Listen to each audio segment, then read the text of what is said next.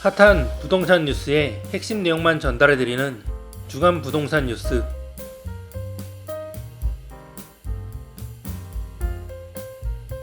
서울시가 토지거래 허가구역 해제를 발표하면서 일대 시장의 주택거래가 활발해질 전망입니다. 특히 이번에 허가구역에서 풀리는 곳은 일반 아파트로 한정되고 재건축 추진 단지는 제외되면서 이른바 잠삼대청 지역 일반 아파트 거래가 늘어날 전망입니다. 일대 주민 재산권 행사를 원활하게 하고 반포 등 인근 아파트 가격이 급등하는 풍선 효과를 누그러뜨리는 효과가 기대됩니다. 하지만 지난 1월 서울시의 토호제 해제 검토 발표 이후 일대 아파트 시장 호가가 올라가고 신고가 거래가 잇따르고 있어 당분간 시장이 들썩일 수 있다는 전망이 나옵니다. 토호제는 부동산을 거래하기 전에 관할 지방자치단체장의 허가를 받아야만 매매가 가능한 제도입니다. 주택은 2년간 실거주 의무가 부여되고 세입자를 들여 매입자금을 마련하는 갭 투자도 불가능했습니다. 하지만 이번 토지거래 허가구역 해제로 실거주뿐만 아니라 갭 투자도 가능해지면서 이전보다 거래가 늘어날 전망입니다. 토호제 풍선 효과도 수요가 분산되는 효과로 다소 누그러질 전망입니다. 그동안 시장에서는 잠실, 삼성, 대치, 청담, 압구정 아파트가 토호제로 묶이면서 반포 등 신축 아파트로 거래가 몰려 가격 급등을 초래했다는 지적이 나왔습니다. 또 신속통합기획 선정 지역도 정비구역이 지정되고 조합 설립 인가를 마치면 토호제 해제가 가능해진 점도 일대 주민 재산권 행사와 주택거래에 숨통이 트일 전망입니다. 서울시는 지난 2021년 신속통합기획 제도를 도입 지정하면서 투기 수요를 막기 위해 토지거래 허가구역으로 지정해 무주택자와 실수요자 이외에는 주택거래를 금지했습니다. 연립, 다세대 등 비아파트가 대부분인 이들 신속통합기획 지정구역은 재산권 행사가 제한된 가운데 가뜩이나 전세 사기 여파에 따라 전세보증보험 비율을 공시지가의 126%로 한정하면서 전세 매매가격 하락으로 어려움을 겪었습니다. 서울시는 신속통합기획을 도입하면서 2021년 1차 후보지 21곳, 2022년 2차 후보지 25곳을 지정했습니다. 이후 수시 공모로 27곳을 선정해 현재 73곳이 후보지로 선정되어 있습니다. 토호제는 지난 2020년 6월 박원순 전 시장 시절 서울시는 부동산 가격 급등을 이유로 GBC 인근 지역인 강남구와 송파구 잠실동 일부를 허가구역으로 지정했습니다. 하지만 이 제도는 시행 5년째 실효성도 없고 오히려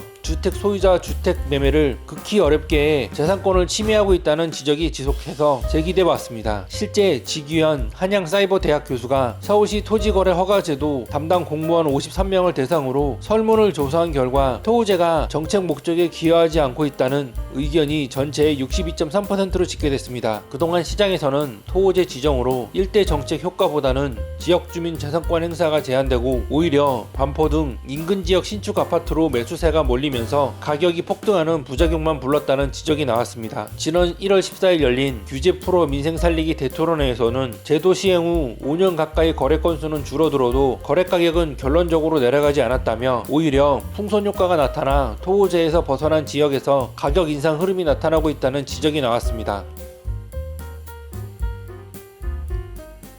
이른바 줍줍으로 불리는 무순위 청약이 이르면 5월 중으로 개편됩니다. 무순위 청약은 주택 보유 여부와 거주주 제한이 없어 로또 청약으로 불리는데 무주택자와 해당 지역 거주자만 청약이 가능해집니다. 정부는 개편 후 최대 60%가량 경쟁률이 낮아질 것으로 예측했습니다. 국토교통부는 11일 무순위 청약 제도를 무주택 실수요자 중심으로 개선하기 위해 상반기 중으로 주택 공급 규칙을 개정할 계획이라고 밝혔습니다. 무순위 청약은 정식 입주자 모집 공고 이후 계약을 하지 않거나 중도의 계약을 포기한 물량을 대상으로 진행됩니다. 일반 청약과는 달리 무순위 청약은 국내에 거주하는 성년자라면 청약 통장과 주택 보유 여부, 거주 지역 상관없이 누구나 가능합니다. 무순위 청약은 과거 일반 청약 당시 분양가로 책정되기 때문에 우수한 입지에서는 수억 원의 시세 차익을 거둘 수 있어 로또로 불립니다. 때문에 무순위 청약이 나오면 청약 과열이 빚어지곤 했습니다. 실제 지난해 7월 진행된 동탄역 롯데캐슬 면적 84제곱미터 한 가구에 대한 무순위 청약은 294만 4,780명이 신청하며 역대 최고 경쟁률을 기록했습니다. 시장에서는 청약 과열을 억제하고 무주택 무주택자의 주거 안정이라는 제도 취지를 살릴 수 있도록 무순위 청약 제도를 개선해야 한다는 목소리가 커졌습니다. 이에 국토부는 상반기 중 주택 공급 규칙을 개정해 무순위 청약을 무주택자로 한정하기로 했습니다. 또한 지자체가 지역별 여건과 분양 상황 등을 판단해 거주 지역 요건을 탄력적으로 정할 수 있도록 개선했습니다. 일례로 서울 A지역에서 무순위 청약이 발생했고 해당 구청장이 서울 지역 거주자로 제한한다면 서울에 거주하는 무주택자만 청약할 수 있는 것입니다. 국토부는 무순위 청약 제도 개편으로 최대 60% 경쟁률이 낮아질 것으로 예측했습니다. 국토부 관계자는 지난해 동탄역 롯데캐슬 무순위 청약을 한 1000세대가량을 조사하니 유주택자 비중이 40%, 다른 지역 거주하는 비중이 20%가량 됐다며 현재의 무주택 청약보다 60% 정도 경쟁률이 낮아질 것이라고 설명했습니다. 국토부는 법제처와 규제개혁위원회의 심의 등 후속 절차가 마무리되면 이르면 5월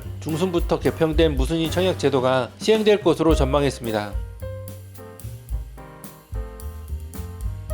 지난해 시공사 선정이 갑자기 중단됐던 한남 5구역 재개발 사업이 새 조합장 선출 이후 재개될지 주목되고 있습니다. DLENC가 지난해 두 차례 입찰에 단독으로 참여해 12월쯤 시공사 선정이 유력했는데 새 조합장 선출 이후로 시공사 선정 시기를 미룬 탓에 시공사 선정이 무기한 연기된 상태입니다. 한남 5구역 조합 집행부는 당초 계획보다 낮은 층수로 재정비 촉진 계획을 변경하고 건축 심의를 받으면서 조합원들의 반발을 샀습니다. 새 조합장 선출을 위한 임시총회는 오는 15일에 열립니다. 조합장 후보에는 4명이 출마했으며 이날 조합원 투표로 조합장을 선출합니다. 조합 관계자는 5구역 한강 조망 면적이 가장 넓어 입지가 뛰어난데 시공사 선정 절차를 진행하다가 중단된 상태라며 새로 선출된 조합 임원들이 사업 시행 인가와 시공자 선정을 신속하게 진행할 것으로 기대된다고 말했습니다. 이 사업은 용산구 동빙고동 60번대 일제 구역 면적 18만 3,707m의 지하 6층에서 지상 23층 아파트 51개 동 2,592가구와 부대 복리시설 등을 건립하는 것으로 예상 공사비는 1조 7천억 원대입니다.